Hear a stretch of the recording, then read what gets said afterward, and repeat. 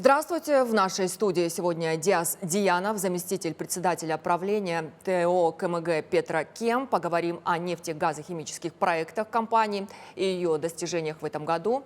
Диас, рады приветствовать вас. Всем известно, что Казахстан – это страна с сырьевой направленностью. И перед нашей экономикой всегда стояла задача заняться переработкой нефтехимии. Какие сегодня проекты реализуются «Казмунайгазом» в этом направлении? Да, вы правильно отметили, что действительно наша страна более 30 лет больше как раз и развивала экспортные маршруты по продаже нефти и газа.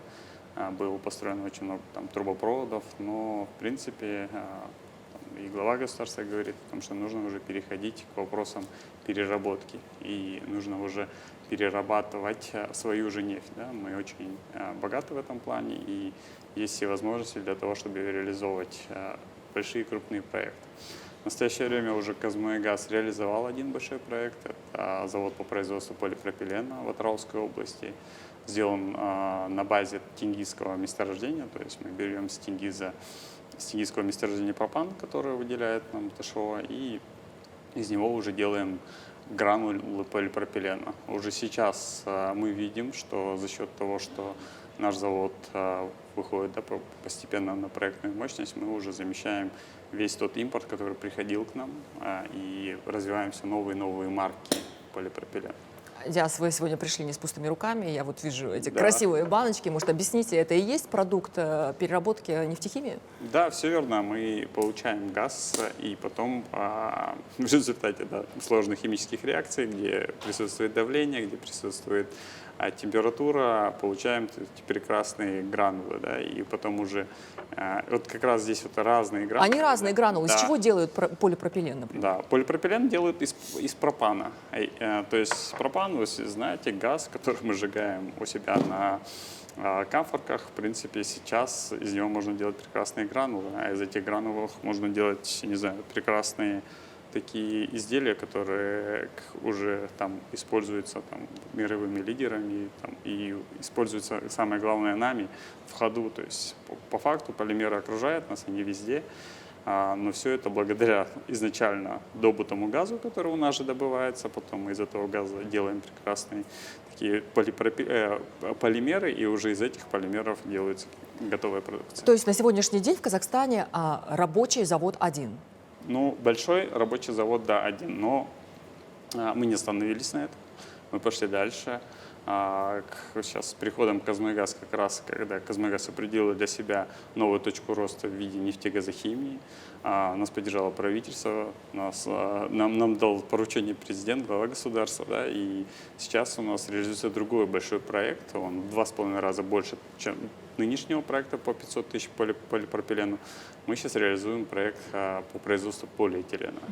Он рассчитан, его мощность по продукции 1 250 000 тонн полиэтилена в год и очень большое количество марок. Мы, насколько я помню, 43 марок полиэтилена мы сможем выпускать. Мы привлекли 2 мировых лицензиаров, это американские компании, которые, на базе которых лицензий мы будем производить уже конечную продукцию в виде как раз таких гранул. Почему ранее не строили такие заводы? Сколько по времени вообще нужно, какой период времени нужен для того, чтобы построить такой завод и по деньгам? На самом деле, да, раньше не строили, я, конечно, не могу за это сказать. Действительно, было несколько попыток, насколько мы видим, у Казахстана реализовать этот проект. Наверное, отсутствие компетенции и, наверное, отсутствие больших денег для того, чтобы... Сейчас мы реализуем этот большой проект по производству полиэтилена совместно с действительно компетентными и очень сильными партнерами. Это китайская Sinopec, которая является второй в мире по производству полимерной продукции. То есть то количество полимеров, которое она сейчас продает, да, то количество полимеров, которые она производит. Китай лидер на рынке, да, согласна. Просто это после немецкой BASF, это второй лидер. И региональный наш лидер, это компания Сибур, которая имеет схожую с нами философию, да, с точки зрения того, что мы их быстрее понимаем, но и имеют значительную компетенцию именно на нашем рынке, то, как развивается этот рынок. Из-за этого мы видим, что благодаря этим 2 компаниям мы можем и смотрим с уверенностью, что мы реализуем наш проект, который стоит, отвечая на ваш вопрос, $7 миллиардов по капексу ориентировочно. То есть это Ну, давайте очень большие деньги. обозначимся, что контрольный пакет акций все-таки у Казахстана. Да, конечно. Это наш проект, это проект казахстанский. Это полностью казахстанский проект, и он управляется в том числе казахстанскими менеджерами. И, естественно, в топ-менеджменте представлены казахстанские кадры, и они управляют и принимают решения. Ну, конечно, совместно с партнерами, потому что у них есть соответствующие компетенции, они нам подсказывают. Как в процентах выглядит соотношение? Соотношение 40% Казмунайгаз, 30% у Синопека, 30% у Сибура. Вы не ответили на вопрос. Так сколько по времени стоит построить По такой завод? времени мы начали строительство этого завода буквально вот в сентябре этого года и рассчитываем, что в 2029 году мы его закончим его строительство и, в принципе, реализуем. Первый завод, насколько я знаю, строили 4 года. Закрывает ли он сегодня потребности Казахстана в полипропилене? Да, да, он сейчас полностью закрывает потребности в полипропилене в Казахстане, и он уже вышел на международные рынки. Мы поставляем и в Китай, мы поставляем и в Европу, мы поставляем в Турцию. Это те рынки, это премиальные рынки, да, если говорить про европейский или турецкий рынок. И, в принципе, наши клиенты удовлетворены качеством нашей продукции, и это самое важное. Но если вы строите еще заводы, значит, у вас есть какие-то еще планы. Вот можно рассказать об этом? Что планируете на ближайшие 5-10 лет? Да, если говорить о заводах, которые реализовали по полипропилену, или тот, который реализуется по производству полиэтилена, здесь нужно сказать, что для того, чтобы полиэтилен завод был, нам нужно еще реализовать там, так скажем, проекты-спутники. Это два проекта. Это проект по газосепарационный комплекс. Это как раз комплекс, на котором этан, вот полезная фракция, из которой будет делаться полиэтилен, будет выделяться.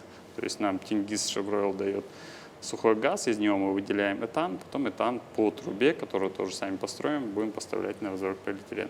А с точки зрения перспективных проектов, которые мы сейчас реализуем и которые у нас проектируются, это как раз завод по производству полиэтилентерефталата. Что это такое? Это, ну, условно говоря, вы видели бутылки, вы видели любые пластиковые... Ну вот мы сейчас поставили для примера, да, не Да. будем показывать бренд, но вот пластиковая бутылочка. Пластиковая бутылка, да. Пластиковая крышка. Пластиковая крышка – это полипропилен больше. Да. Есть еще вот такие этикетки, они тоже из Да, а пластика. этикетки обычно делаются из полиэтилена. То есть, условно говоря, на примере этого как раз, да, не знаю, этой Продукта, бутылки, да. да, можно сказать, что вот 3 завода обеспечивают как раз сырьем эту бутылку. Это получается 3 разных завода. Да, абсолютно. это 3 разных завода. И, условно говоря, вот это не стекло, на самом деле, это... Тоже пластик. Да, это вот как раз полиэтилентерефталат. Полиэтилентерефталат – это самый чистый пластик по прозрачности. То есть он самый прозрачный, как стекло, да, то есть его можно сделать. Из этого, что такое полиэтилентерефталат, что это за проект? Вы все знаете, у нас несколько модернизаций прошло на АНПЗ, это Ралский нефтеперерабатывающий завод, и в рамках этой модернизации как раз было построено такое, на самом деле, очень хорошее продолжение, такая комплекс ароматических углеводородов. Что это такое? Это то, где производится бензол и параксилол. Вот как раз из параксилола можно и делать полиэтилентерефталаты, такие замечательные гранулы как раз. То есть вот эти вот, это является продолжением цепочки нефтехимии на базе АНПЗ. То есть это еще один проект. Следующий проект – это уже не совсем полимеры, да, вернее, это вообще не полимеры, это больше направлено на поддержку наших сельскохозяйственников. С точки зрения того, что... Актуальная тема, Да. Мы совместно с Национальной академией наук провели, вернее, Национальная академия наук провела исследование и поделилась с нами о том, что как у нас сейчас используются азотные удобрения в Казахстане. И, ну, я скажу так, что 4-7 килограммов на гектар мы используем азотные удобрения. Да? Для сравнения, в мире среднее количество это 80 килограмм. Еще раз для сравнения, то в Китае 150 килограмм на гектар, то есть азотных А мы удобрений. часто, кстати, говорим у себя в программах о том, что урожайность, вообще продуктивность сельского хозяйства очень сегодня сильно зависит от удобрений. Всё И верно. на сегодняшний день, по-моему, мы закупаем это где-то за Да, границей. есть аммиачные селитры, которые мы производим сами, это Казазот, частная компания, которая действительно очень успешно продает в Казахстане, но именно карбамид, который является на 70% у которого состав азота, он более, как сказать, не выгоден, а более продуктивен, да, с точки зрения как раз наших растений. Из-за этого мы целимся на производство карбамида. Его мы будем делать из метана, С1. И, в принципе, вот сейчас совместно уже реализуем этот проект с нашими партнерами, тоже большой китайской компанией CNPC. И надеемся вот на следующий год уже перейти на такую хорошую стадию проектирования, так называемый FIT. Это когда уже, после которого уже можно будет принимать соответствующее решение о переходе на этап строительства. Я вижу, что вы имеете четкие планы, у вас есть большие какие-то перспективы, но наверняка сталкиваетесь с какими-то вызовами. Вот хотелось бы услышать, все-таки есть ли какие-то сегодня проблемы? Конечно. В любой отрасли всегда есть вызовы, всегда есть конкурентность. Да. Мы понимаем, что вот тот вызов, который мы увидели по заводу по производству полипропилена, что мы не подготовили рынок. То есть это как раз те компании, маленькие компании, которые будут покупать эти гранулы и из них уже делать готовую продукцию. Мы, так скажем, не разогрели То есть рынок. непонятен рынок сбыта? Нет, он именно внутриказахстанский рынок. То есть мы можем без проблем продавать там на экспорт, но зачем нам продавать на экспорт? Лучше делать так, чтобы это все увеличивалось потребление внутри. И мы увидели, что не мы сами, да, как Казмунайгаз, там, не государство, этот вопрос никак не отрегулировал, не подготовил рынок к такому большому объему количества полимеров. Из-за этого сейчас вот мы совместно с Министерством энергетики создали проектный офис и работаем сейчас как раз и с бизнес-сообществом, и с госинститутами по поводу того, чтобы развивать именно внутреннее потребление, чтобы мы уже сами делали вот эти бутылки, любую всю полимерную продукцию. То есть не только гранулы, но и уже готовую продукцию, которую можно было продавать и в Казахстане, и за рубеж. Ну, я читала, что, например, по полипропилену вы часть трейдинговых функций передали Сибуру. У них больше опыта в этом плане? Все верно. Мы с точки зрения внутри Казахстана это полностью продает KPI. Здесь мы сами трейдерим. А с точки зрения внешнего рынка действительно у нас вопрос стоял такой по поводу того, чтобы кто может более эффективнее продавать. И тогда, на тот момент, особенно в 2022 году, продажи Сибура в Европе, да, это целевой рынок для нас, маржинальный рынок, были очень большие. Мы, исходя из этого, и плюс у них была компетенция соответствующая. И мы, исходя из этого, дали соответствующие функции по трейдингу им. Но это не навсегда. То есть у нас есть соответствующее положение, мы сейчас обучаем своих трейдеров, то есть мы смотрим на рынок, это не навсегда. То есть это временный какой-то момент? Да, у каждого контракта есть свои сроки, просто я в силу конфиденциальности не могу разрешить. Ну, понятно, что строительство всех этих заводов положительно влияет на экономику не только Казахстана, но в частности на экономику региона. В том числе создаются рабочие места. Можете вот озвучить какие-то цифры? Можно, конечно, назвать, но давайте скажем, что это предварительно, да.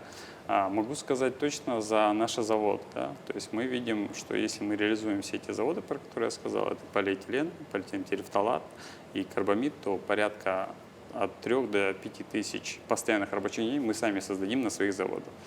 Но мы не говорим про какие-то сервисные компании, которые будут рядом с этим заводом, и мы не говорим о других, например, этих переработчиков сырья, да, то есть про то, что я говорил, как раз малый и средний бизнес. Там мы видим на самом деле гораздо больше, то есть там мы видели до 15-20 тысяч рабочих мест постоянно. Есть еще другая категория рабочих мест, которая точно будет создана, там мы тоже видим определенные цифры. Это временные рабочие места в период строительства. И здесь очень важная задача стоит, и мы ее сейчас исполняем. В этом плане нас поддерживает и правительство, даны соответствующие поручения от Асад Иловича, нашего председателя правления. Это по поднятию казахстанского содержания. Вот я Мы хотела, да, уточниться по нацелены этому на вопросу. то, чтобы там участвовали казахстанские компании, начиная от инжиниринга, потому что это важная часть, и Но вы заканчивая сегодня уже сами непосредственно. отметили, что у Казахстана мало опыта в этой отрасли.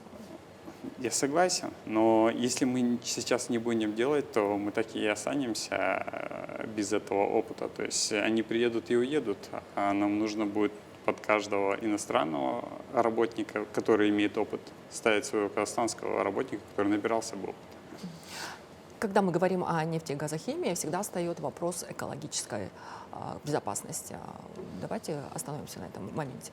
Да, по нашим заводам здесь хотел бы отметить, да, что завод полиэтилен, он находится в 40 километрах от АТРАУ. Да, мы понимаем всю экологическую ситуацию в АТРАУ, мы готовы вкладываться как раз в развитие экологии.